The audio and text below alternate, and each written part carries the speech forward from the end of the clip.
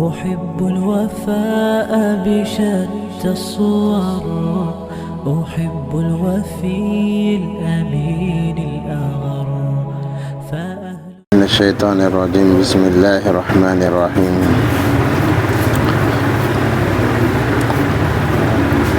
بل جاء بالحق وصدق المرسلين إنكم لذائق العذاب الأليم وما تجزون إلا ما كنتم تعملون إلا عباد الله المخلصين أولئك لهم رزق معلوم فواكه وهم مكرمون في جنات النعيم على سرر متقابلين يطاف عليهم بكأس من معين بيضاء لذة للشاربين لا فيها غول ولا هم عنها ينزفون وعندهم قاصرات الطرف عين كأنهن بيض مكنون فأقبل بعضهم على بعض يتساءلون قال قائل منهم إني كان لي قرين يقول أئنك لمن المصدقين أئذا متنا وكنا ترابا وعظاما أئنا لمدينون قال هل أنتم مطلعون فاطلع فرآه في سواء الجحيم قال تالله إن كدت لتردين ولولا نعمة ربي لكنت من المحضرين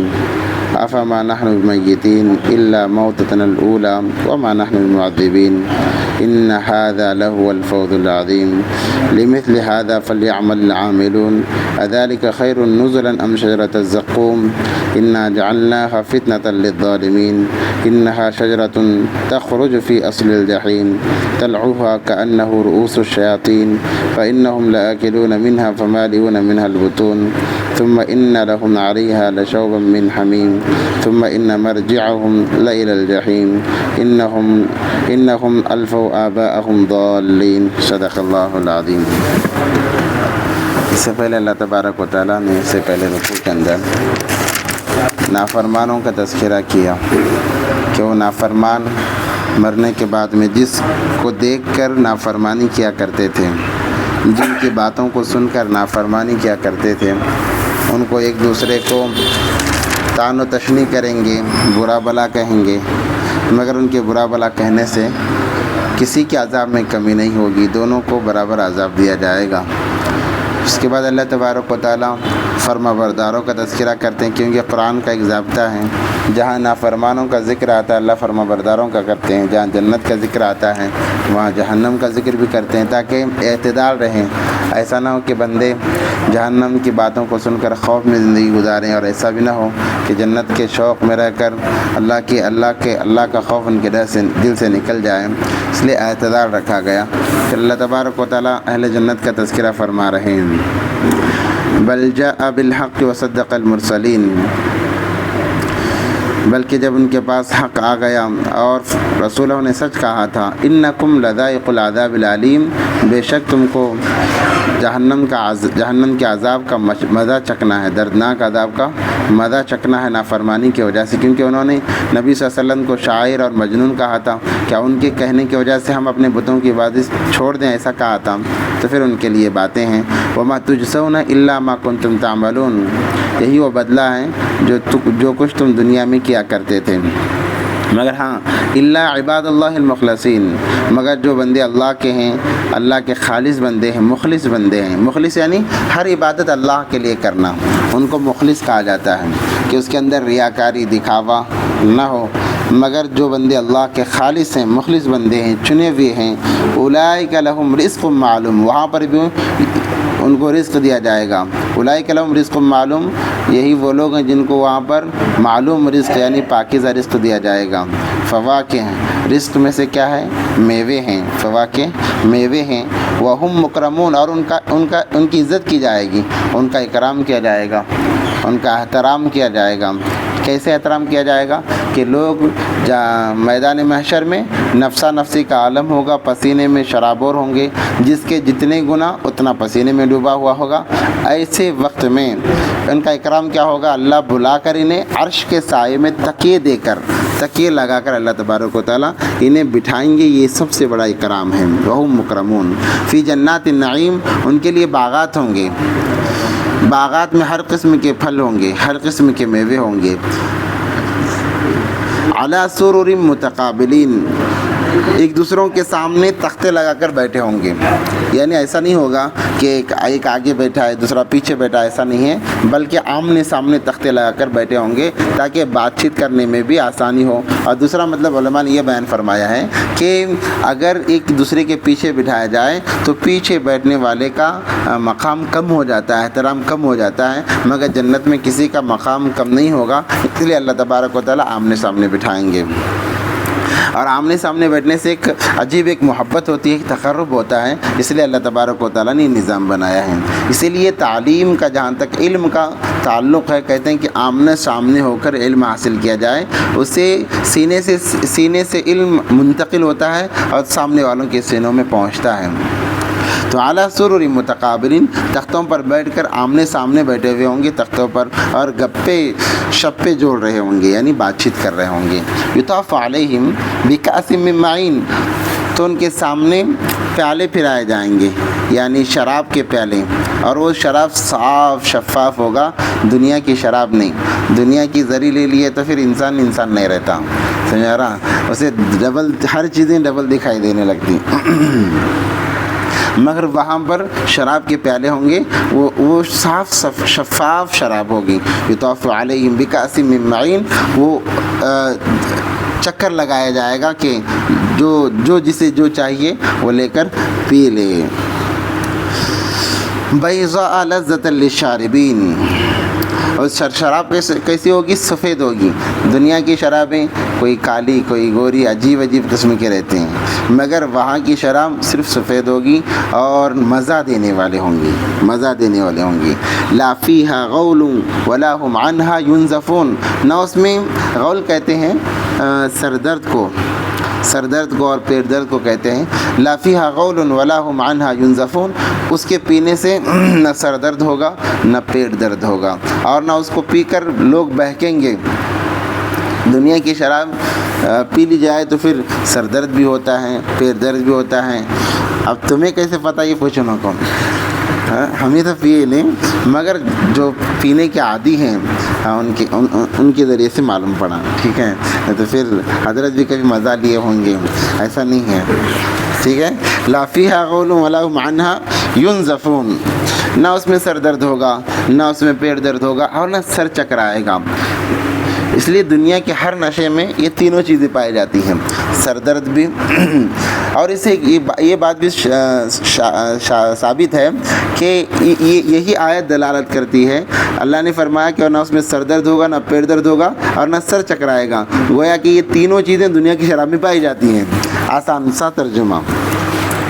تو بہکے گا بھی نہیں، پی کر بہکے گا بھی نہیں، اپنے ہوش و حواس میں رہے گا اور اطمینان سے رہے گا.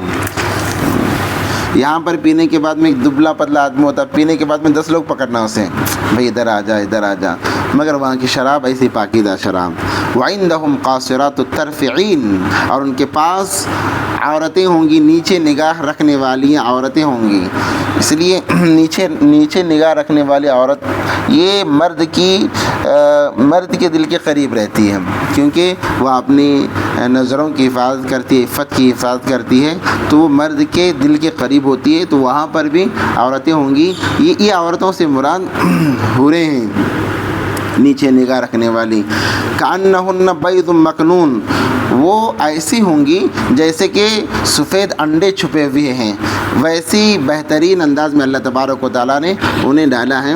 اور وہ حوریں چاروں طرف سے ہوں گی، اور وہ بھی آمنے سامنے ہوں گی. ایسا نہیں کہ پیچھے لائن لگی، ایسا نہیں، بالکل سامنے.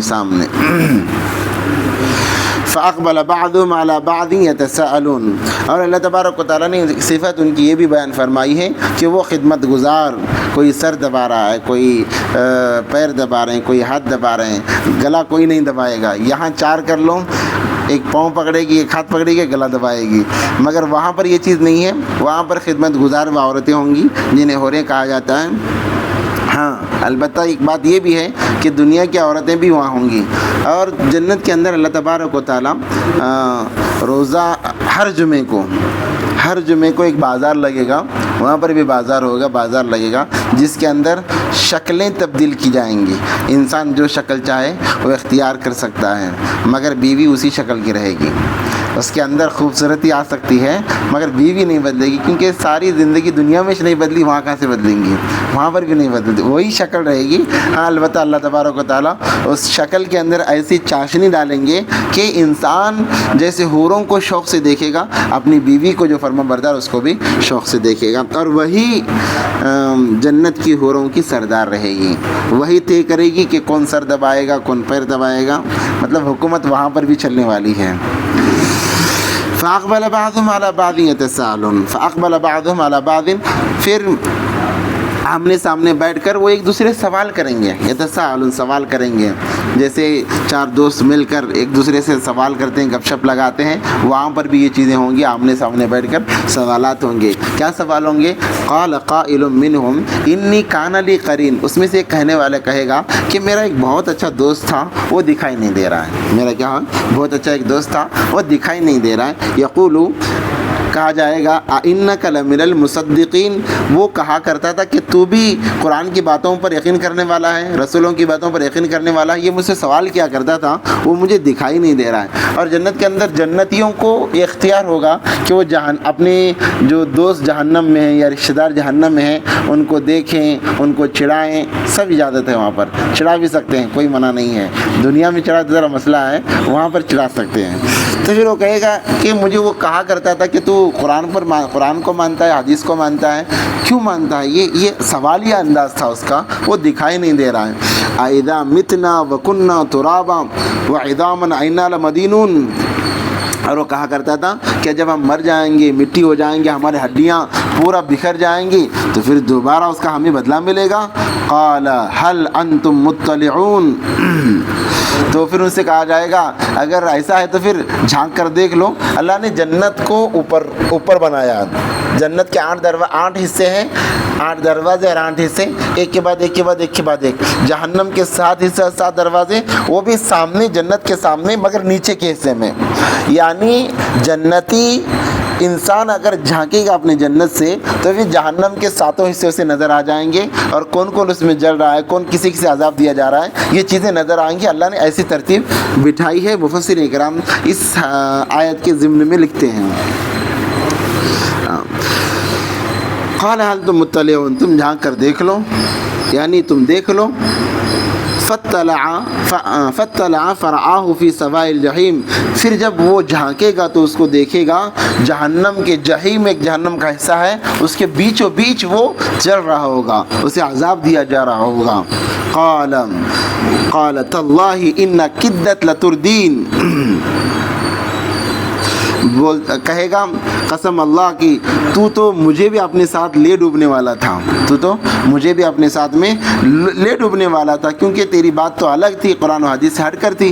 اگر میں تیری بات مانتا تو میں بھی تیرے ساتھ میں ہوتا، تو مجھے لے ڈوبتا.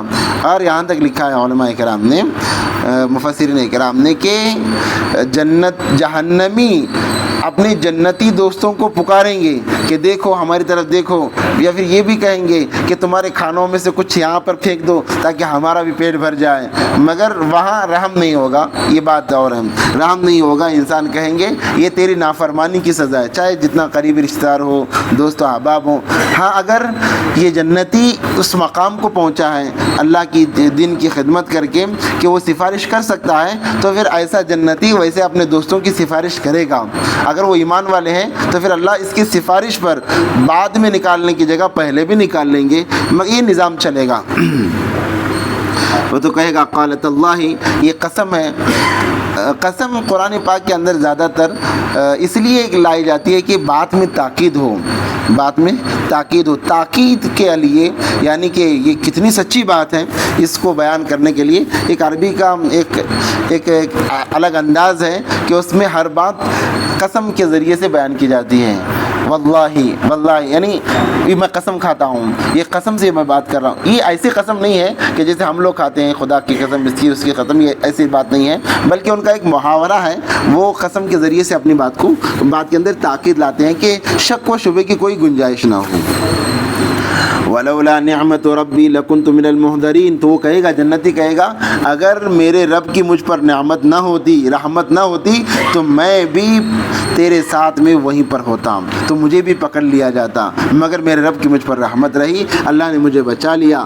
افما نحن بمیتین، کیا اب ہم کو مرنا نہیں ہے؟ الا موتتنا الاولی وما نحن بمعذبین، مگر جو پہلی بار مر چکے ہیں، وما نحن بمعذبین، تو وہ کہتے ہیں کہ وہ نافرمان کہتے ہیں مگر جو پہلی بار مر چکے ہیں ہم ان کو تکلیف نہیں پہنچاتے، یعنی انہیں تکلیف کوئی پہنچنے والی نہیں ہے، یہ ان کا خیال تھا۔ ان ھذا لہو الفوز العظیم، بے شک یہی ہے بڑی کامیابی، یہی ہے لہو الفوز العظیم، یعنی مرنے کے بعد میں راحت کا مل جانا، یہ بہت بڑی کامیابی ہے کہ ایک انسان پریشانیوں کے بعد میں اگر کسی کو راحت مل رہی ہے، وہ تو راحت سب سے بہترین راحت ہے، پریشانیوں کے بعد اور بڑی پریشانی، یہ بڑی خسارے کی بات ہے، دنیا میں پریشانی، آخرت میں پریشانی، بڑی خسارے کی بات ہے، اس لیے ایک پریشانی کو جھیل لو تاکہ اگلی جگہ راحت ملے۔ اگر یہاں پر پریشانی کو نہیں جھیلیں گے، یعنی اللہ کی اطاعت میں، اللہ کو راضی کرنے میں، نبی صلی اللہ علیہ وسلم کی سنتوں کو اپنانے میں پریشانی ہوتی ہے تھوڑی بہت، بلکہ بہت زیادہ بھی سمجھ لے ہو جاتی ہے، اگر یہاں نہیں جھیلیں گے تو پھر مرنے کے بعد میں اور بڑی پریشانی جھیلنا پڑے گا۔ یہاں پر تھوڑی پریشانی جھیل لیں گے، وہاں پر راحت ہی راحت ہے، زندگی کا کوئی بھروسہ ہی نہیں ہے۔ ان ھذا لہو الفوز العظیم، یہی سب سے بڑی کامیابی ہے۔ لمثل ھذا فلیعمل العاملون، ایسی چیزوں کے واسطے چاہیے کہ محنت کریں محنت کرنے والے، یعنی جنت کے واسطے محنت کریں محنت کرنے والے۔ جب جنت ملنی ہے تو پھر کیوں ہم پیچھے رہیں؟ اس لیے جنت کی حاصل کرنے میں، حصول کرنے میں انسان کو آگے بڑھنا چاہیے۔ کیا اتنا بڑا کام بھی نہیں ہے کہ محنت اتنی زیادہ کرنی پڑے گی تبھی جا کر جنت ملے گی، ایسا نہیں ہے۔ جیسے میں نے اس سے پہلے بھی کہا تھا کہ ایک انسان ہے، عام آدمی ہے، 5 وقت کی نماز پڑھتا ہے، رمضان کے روزے رکھتا ہے، اگر اللہ نے مال دیا ہے زکوٰۃ نکالتا ہے، اور مال دیا ہے حج کرتا ہے، غریبوں پر اپنی استطاعت کے مطابق صدقہ خیرات کرتا ہے، کسی کے بارے میں برائی نہیں رکھتا، تو یہ دنیا کا سب سے بڑی ولی صفت انسان ہے، ولی صفت انسان ہے۔ جنت کے لیے مسجد کا کھٹا بن کر مسجد ہی میں رہنا کوئی ضروری نہیں ہے، حلال روزی کے ساتھ میں عبادات، یہ جنت کا ضامن ہے۔ اذالک خیر نزلا ام شجرۃ الزقوم، بھلا یہ بہتر ہے مہمانی یا درخت کا زقوم کا درخت بہتر ہے؟ یعنی وہ جنتی کہے گا کہ ہمیں جو مہمان نوازی ہماری کی جا رہی ہے، یعنی کیسے مہمان نوازی کی جا رہی ہے کہ ایک پرندہ اڑتا ہوا دکھے گا، وہ سوچے گا کاش اس کا میں گوشت کھا لیتا، تو پھر بھن کر تل کر کباب بنا کر شیخاں فالاں سب آ جاتے سامنے، جو کھانا ہے کھاؤ، انکار نہیں کیا جائے گا۔ اور وہ کہے گا ایک طرف سے یہ چیزیں ہیں اور ایک طرف سے الگ انداز ہے، ہر قسم کی چیزیں، بس سوچنا ہوتا ہے کہ مجھے یہ کھانے کی چاہت ہو رہی ہے، اس کی سوچ ختم ہونے سے پہلے اللہ تبارک و تعالیٰ حاضر کر دیتے ہیں۔ تو ایک بیڑی مارو انسان تھا، ایک بیڑی، ہمیشہ بیڑی پھونکنے والا انسان، جب اس نے جنت کا تذکرہ سنا تو حضرت سے آ کر کہا حضرت جنت میں بیڑی بھی ملے گی کیا؟ بولا ہاں ضرور ملے گی، کیونکہ ہر چیز ملے گی، مگر آگ لانے کے لیے جہنم میں جانا پڑے گا کیونکہ جنت میں تو آگ نہیں ہے، آگ لانے کے لیے جہنم میں جاؤ گے، ارے نہیں جائے، بیڑی چھوڑ دوں گا، سمجھ آ رہا؟ تو ہر چیز وہاں پر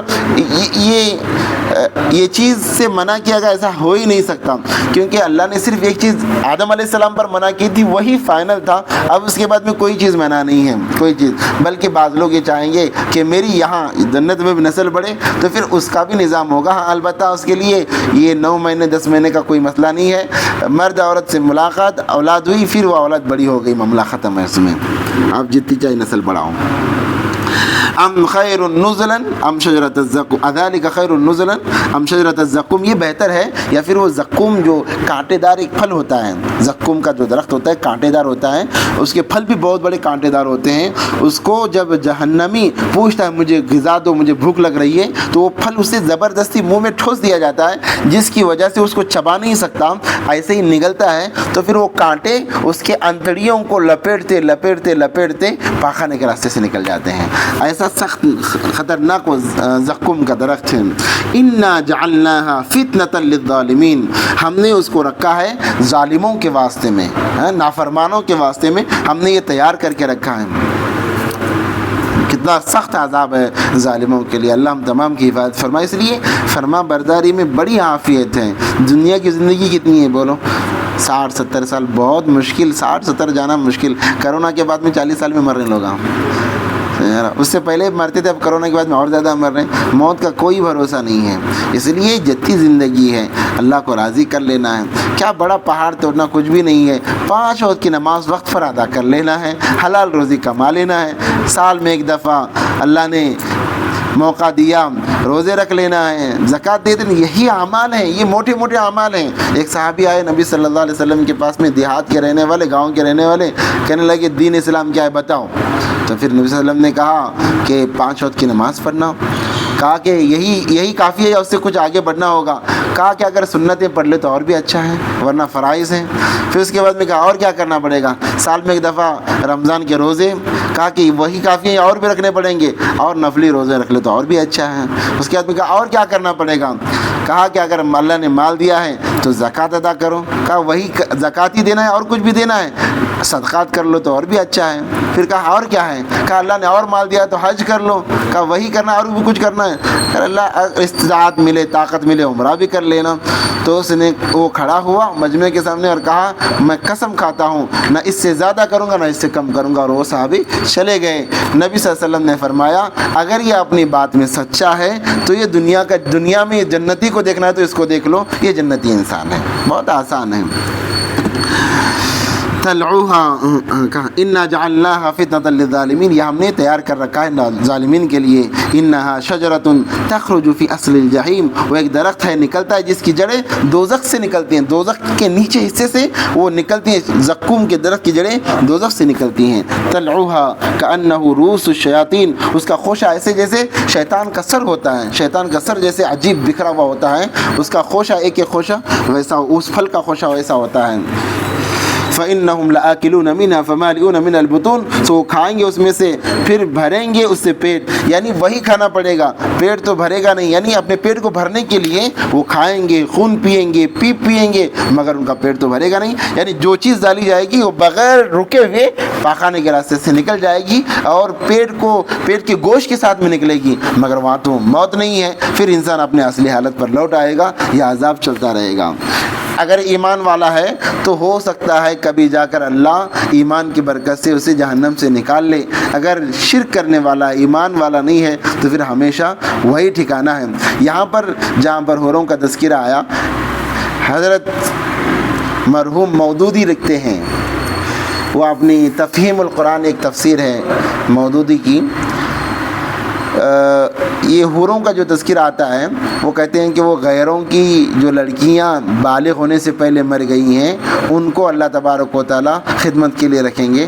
حالانکہ یہ اہل سنت والجماعت سے بالکل ہٹ کر بات ہے. جب ان سے کہا گیا کہ آپ نے اس آیت کے ذریعے سے وہ کیسے لے لیا, تو پھر وہ کہنے لگے کہ بھئی ان کی عورتیں مرنے کے بعد کہیں تو جائیں گی, تو پھر اللہ ان کو غلام بنا لے گا, یعنی حوریں بنا دیں گے. حالانکہ حور جو ہے وہ انسان نہیں ہوں گے, بلکہ وہ اللہ کی طرف سے ایک الگ مخلوق ہوگی. انسان کا ذرہ بھی اس کے اندر ظاہر نہیں ہوگا, مگر ان کا اپنا ایک نظریہ, اپنا ایک انداز ہے جس انداز کے بنا پر وہ مشہور بھی ہوئی.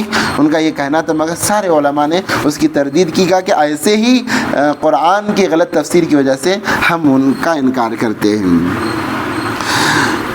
فَإِنَّهُمْ لَآكِلُونَ مِنْهَا فَمَالِئُونَ مِنَ الْبُطُونِ, وہ پیٹ بھرنے کے لیے کھائیں گے مگر ان کا پیٹ نہیں بھرے گا. ثُمَّ إِنَّ لَهُمْ عَلَيْهَا لَشَوْبًا مِّنْ حَمِيمٍ, پھر ان کے واسطے ان کے اوپر جلتے ہوئے جلتا ہوا پانی ڈالا جائے گا. یہ عذاب کے اندر اور اضافہ ہوگا. ثم ان مرجعهم لإلى الجحیم, پھر ان کو لے جانا آگ کے ڈھیرے میں, یعنی اور آگ بڑھا دی جائے گی, اور آگ بڑھا دی جائے گی. انہم الفوا آباءهم الضالین, انہوں نے پایا اپنے باپ داداؤں کو بہکے ہوئے, یعنی اپنے باپ داداؤں کو دیکھ کر یہ بھی بہک گئے. یہی وجہ ہے کہ اللہ کہیں گے قرآن تمہارے سامنے, حدیث سامنے, انبیاء تمہارے سامنے, اس کے باوجود تم نے اپنے باپ دادا کے طرز کو اپنایا, اسی وجہ سے تمہیں یہ عذاب دیا جا رہا ہے. اللہ سے دعا ہے کہ اللہ تبارک و تعالیٰ ہم تمام کو عمل کی توفیق عطا فرمائے, اور قرآن کے مطابق, حدیث کے مطابق زندگی گزارنے کی توفیق عطا فرمائے. آخر دعوانا الحمدللہ.